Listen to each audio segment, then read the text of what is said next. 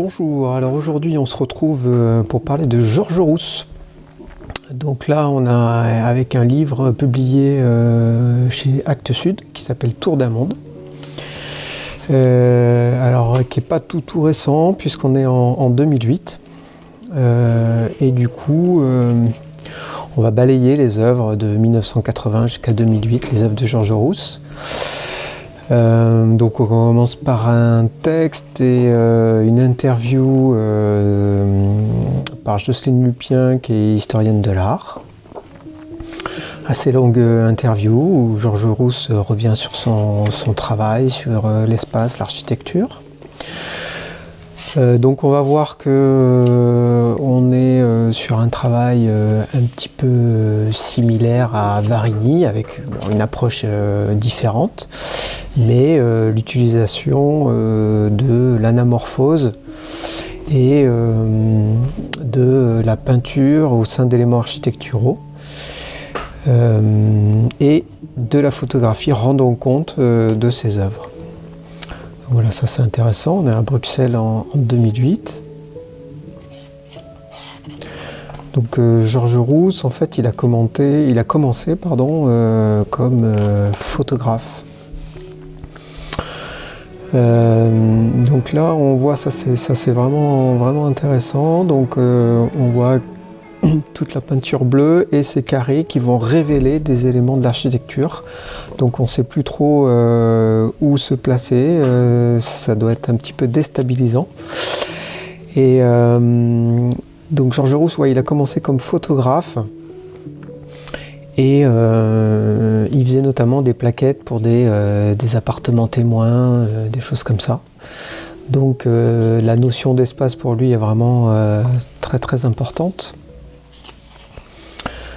Donc c'est quelqu'un qui a pas mal voyagé. Il a fait des œuvres un petit peu partout dans le monde. Et donc lui, il adore les bâtiments amenés à être détruits ou des friches industrielles ou des choses comme ça. Là, on est à Vitry en 2007, très réussi. Il a utilisé aussi le feu aussi, notamment. On va le voir dans des œuvres un petit peu plus tard. Là, en fait, c'est assez intéressant. C'est à Vitry, donc c'était un bâtiment et un hangar dont il n'a gardé qu'une partie qu'il a réussi à maintenir par l'intérieur avec de la structure.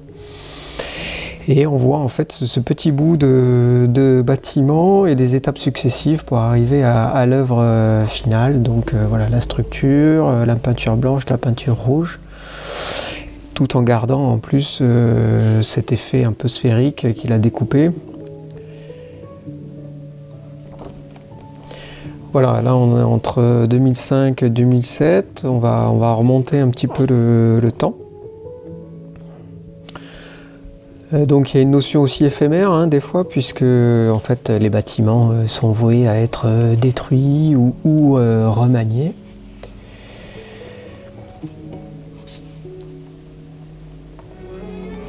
Alors comme c'est un photographe, il aime bien jouer effectivement aussi avec la lumière. Ça, je trouve ça vraiment très réussi, puisque là on a des différences de plans dans l'espace. Du coup, ça fait une œuvre vraiment très forte.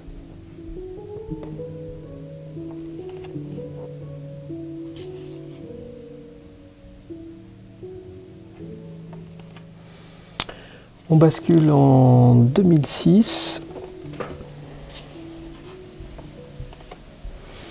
Voilà, avec ces structures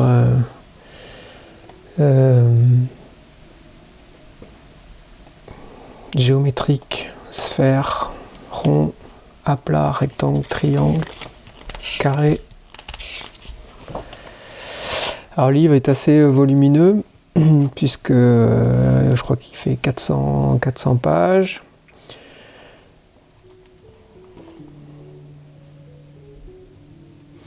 Donc pour lui, la photographie est la résultante, mais pas la finalité. Puisque lui, ce qu'il aime, c'est quand les gens donc pénètrent dans l'œuvre, ont un sentiment un petit peu, une espèce de dualité entre l'œuvre, l'espace et les déambulations dans cette œuvre. Donc pareil, là on a vraiment ces aplats de rouge qui vont nous révéler un élément architectural. Il a utilisé aussi les mots, on va le voir un petit peu plus tard. On voit que ça marche vraiment bien, on imagine donc voilà, la fragmentation, l'anamorphose qui fait que les lettres se retrouvent complètement déformées et seul un point de vue nous permet d'avoir la résolution. Là on est en 2006. Alors, voilà, avec des grands aplats de couleurs. Donc lui, il s'inspire beaucoup en fait des lieux dans lesquels il va travailler. Donc il va s'inspirer en fait du pays, de l'histoire culturelle, du lieu en lui-même.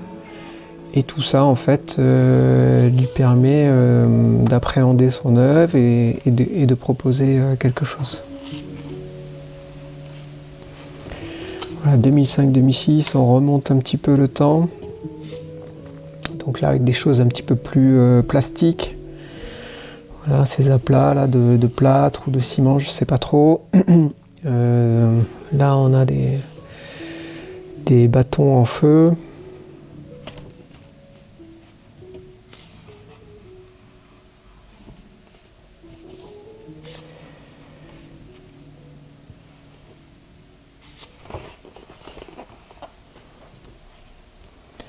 Voilà, pareil, là, on a une notion d'espace qui est vraiment perturbée en fait par ces aplats de noir et de jaune. Alors là, je ne sais pas si on voit très bien, mais en fait, ce cadre noir, c'est vraiment la pièce, je ne sais pas, informatique ou qui est peinte. On voit ici on devine, pour ne laisser en fait qu'une photo carrée à l'intérieur.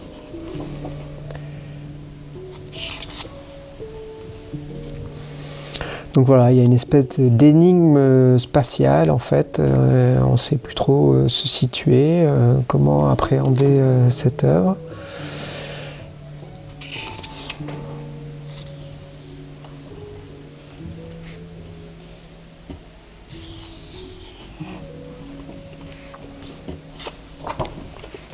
Voilà, donc ce que je vous disais avec ce feu capté sur le vif.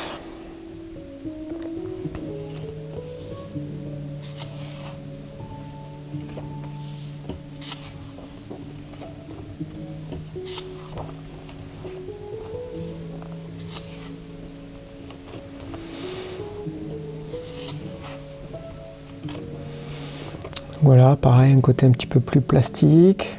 Ça, c'est plutôt intéressant. On a le mur qui est découpé comme une carte, je dirais, comme un continent qui se retrouve dessiné. Et à l'intérieur, on a le bâtiment, on est à Grand Moulin en 2006. Donc il est parti aussi au Népal, donc a été assez, quand on lit ses interviews, ça a été un voyage a priori assez fort. Et il a essayé d'adapter ses œuvres à la culture locale, puisque les considérations d'art contemporain européen sont quand même assez loin quand on est dans la campagne népalaise. Donc là avec des tapis à Bhaktapur en 2005.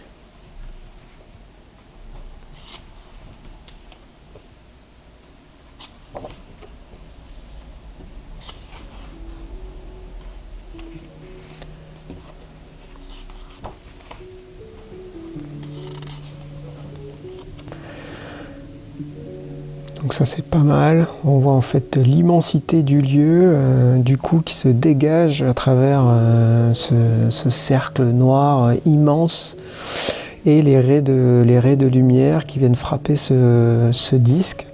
Ça c'est vraiment très très réussi. Il faut imaginer naviguer dans cet espace.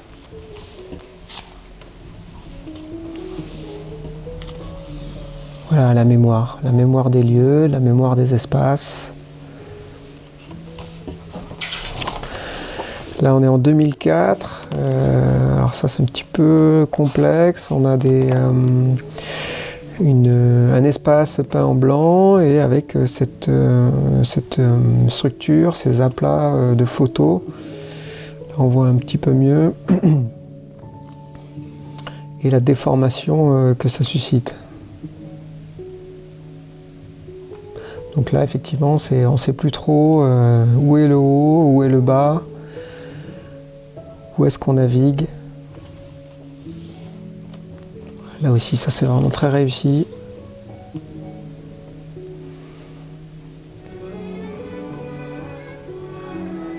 Ça demande un petit peu de temps pour comprendre en fait réellement l'espace et ce qui se joue en fait.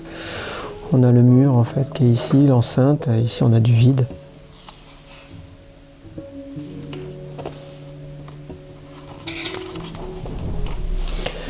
« 2003, on remonte le temps encore un petit peu avec ces lignes qui viennent occulter notre vision. C'est un petit peu déstabilisant. Là,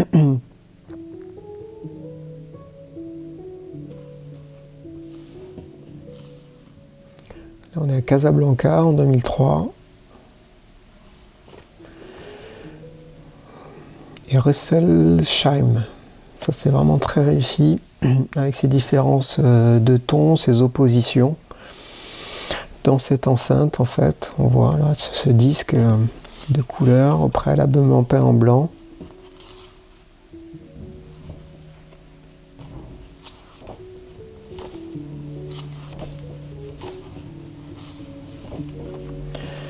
2002 ».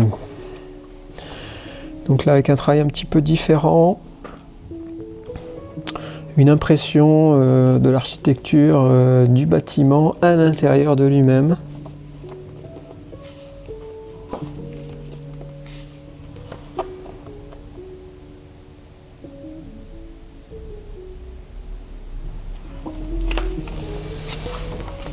Alors 2001.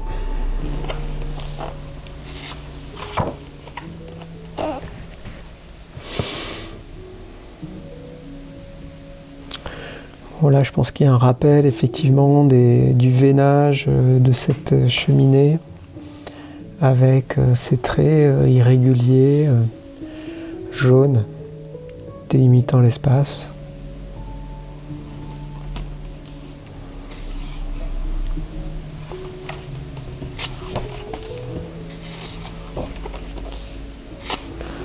Voilà un petit peu de complexité là aussi.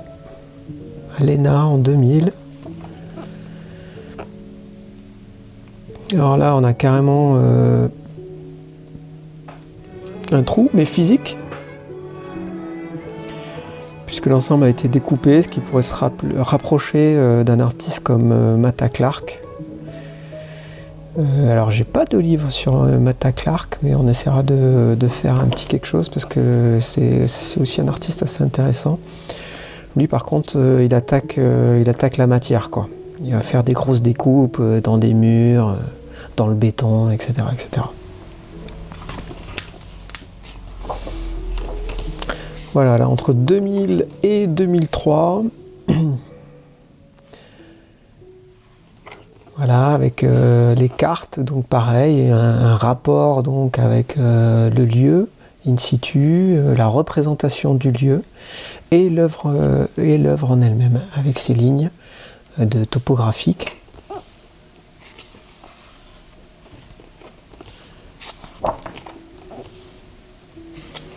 Là aussi, ça vient brouiller un petit peu l'espace.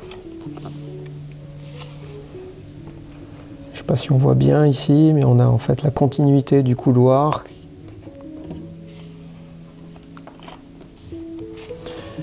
Alors 80, 2008, donc là les mots. Désordre, Luxembourg, rêve, irréel, inside, outside.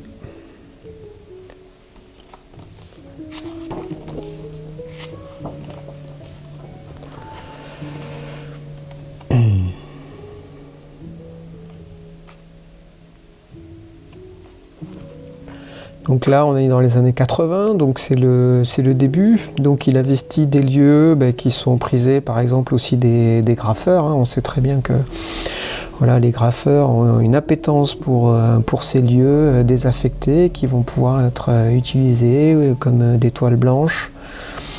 Et donc du coup, l'œuvre va discuter avec le lieu. Donc évidemment, c'est un petit peu plus figuratif, mais on voit en fait déjà le travail sur l'espace, la déformation, les différentes prises de vue.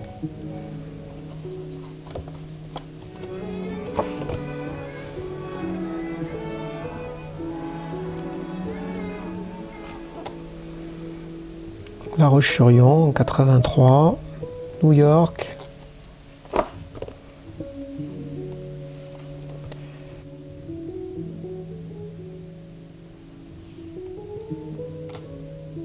On est en 84. On voit déjà la notion de volume au sein d'un élément en fait de l'habitation.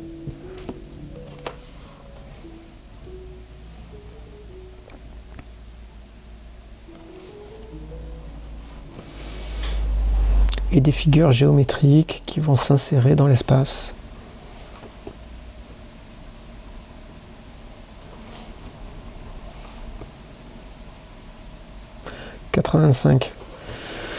Bon voilà, en 85, on a déjà le feu, les éléments, l'espace. En plus, c'est intéressant puisqu'en fait, c'est comme s'il avait fait reposer en fait l'œuvre sur ces trois plots.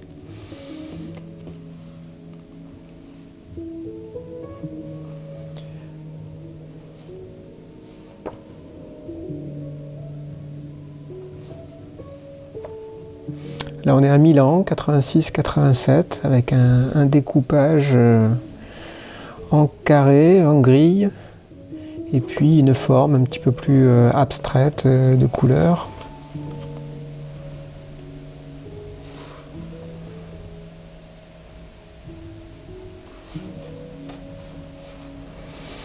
Là, on joue évidemment avec la lumière, la perception, embrasure 6, ça s'appelle.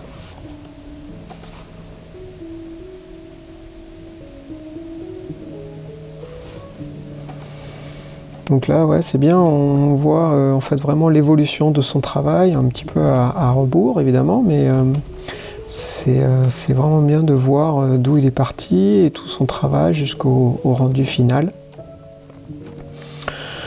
Là, on a un petit côté pli.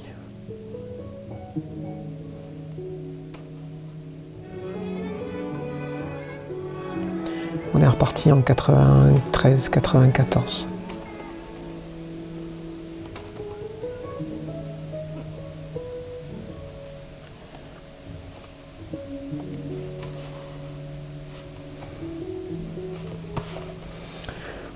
Et là aussi, de la découpe physique.